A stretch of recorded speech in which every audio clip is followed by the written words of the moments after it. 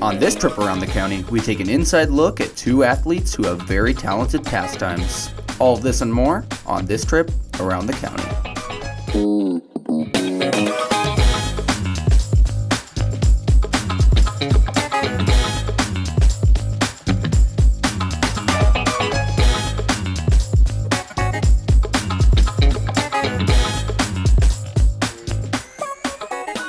Welcome to Around the County. I'm Jack Rush. And I'm Quinn Matthews. On Around the County, we take you to places you may have never been and introduce you to people you may not know. In most cases, athletes and performing arts students stay separate throughout the school, but there are a few talented exceptions to this separation. Producers Jacob Tracy and Lily Ferrazzi show us how one NHS student is breaking the stereotype by becoming one of the best of both worlds, a football player and a show choir singer.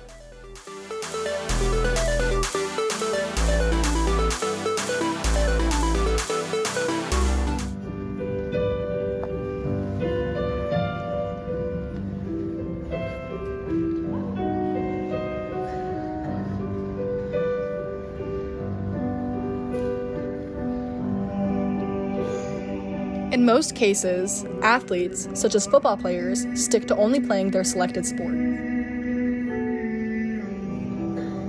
I was always told I kind of had the build, the look for it, the stereotypical, you should play football,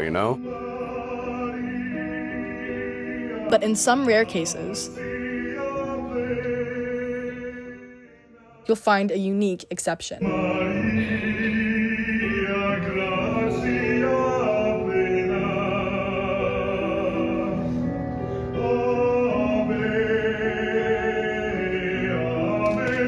Noblesville High School center number 69, Mateo DeRosa, does more than just protect his QB. I've always really loved singing. I was always in every choir I could be in school and stuff like that. Music class was my favorite class. Dr. Warren Fremling is a private vocal instructor who works with DeRosa. He saw DeRosa's potential right away. He came to me wanting to learn how to sing.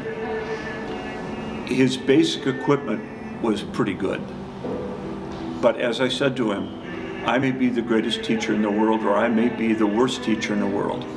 But if you want to learn, you have to be the best student in the world.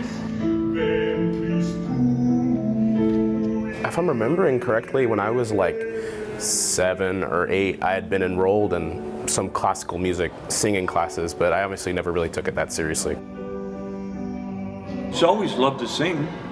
He sings for everybody, so why not learn how to sing right,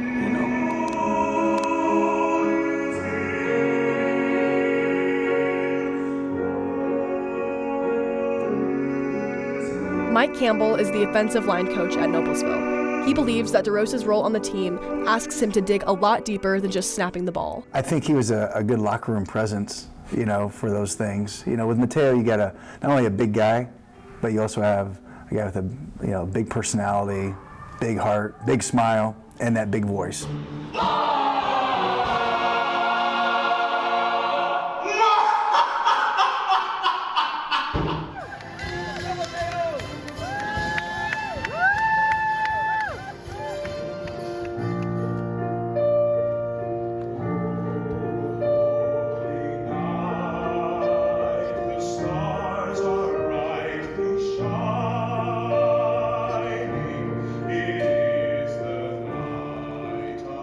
Football might appear to be physically tougher than show choir at first glance.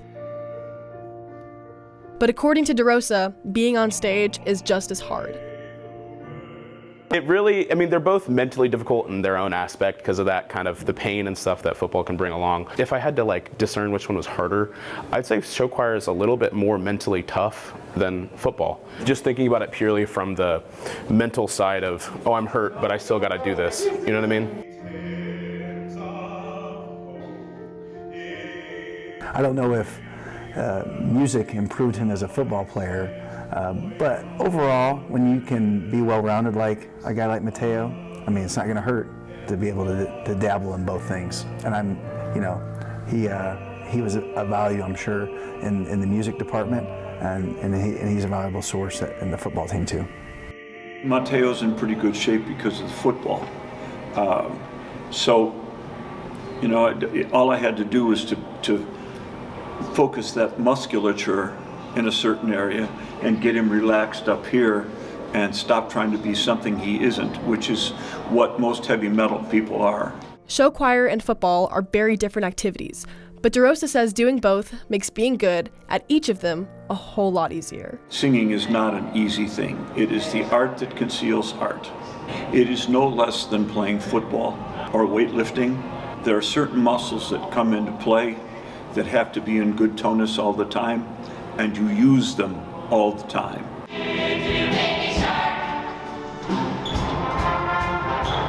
The mental toughness that comes with football and the ability to just keep going even though you don't really want to, and you know nobody else wants to, but you all have that common goal to be able to do that. I'd say show choir really helped me with my coordination in football because the footwork that choir brings and the ability to kind of move around and be light on your feet. His voice and his career will be whatever he makes it. I'm just a stepping stone on the way. Will he go on in opera? That's his call, that's not mine. At this point, he has a beautiful voice for a senior in high school. I think no matter what he does, he'll be energetic, successful, and well-liked among the people he's around.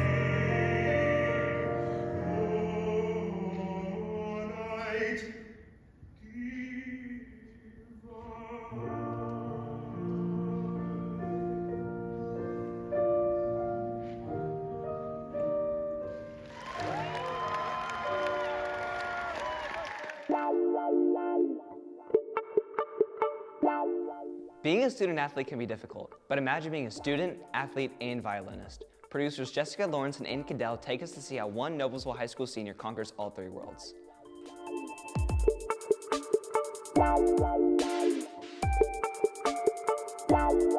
The athlete, the student who draws the attention of Division I coaches across the nation. Every school has them, and every school wants the best ones. Similarly, every school has a musical prodigy, the student who puts audiences at awe by practicing their instrument constantly from a young age. At Noblesville High School, the star athlete and the musician, he's the same person. Meet senior Ethan Feliciano. He's Noblesville's top violinist and top boys tennis player. The best part is, he's been doing this since his sophomore year. I started violin when so it was 11 years ago. So when I was 7. So I've obviously been playing for a long time.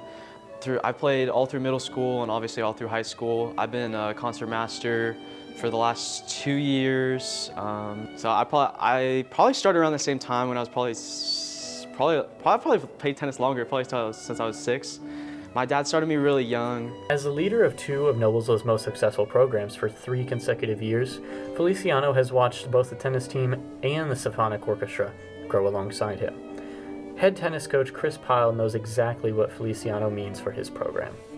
Not only that, we're hardworking and we hold ourselves accountable, right versus wrong, like all the things that you want in like a leader, especially, like that's what I've learned as a Miller, and he encompasses all those things, like just naturally.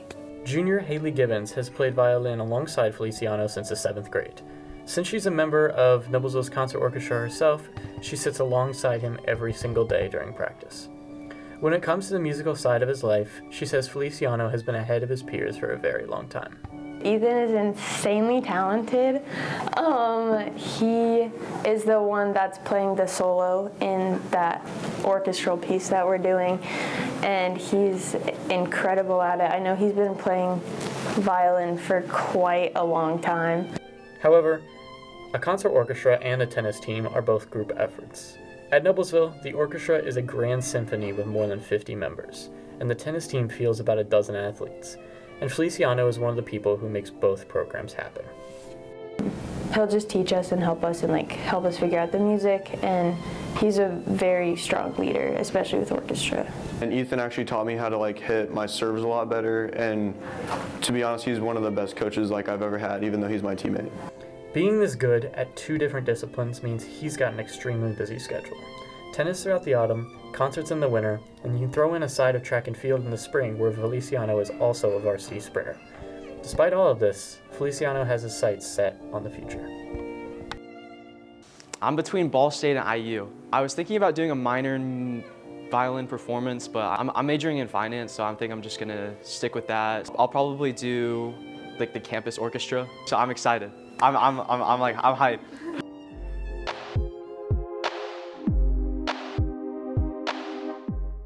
That's all for this episode of Around the County. I'm Jack Rush. And I'm Quinn Matthews. Join us next time for another trip around the county.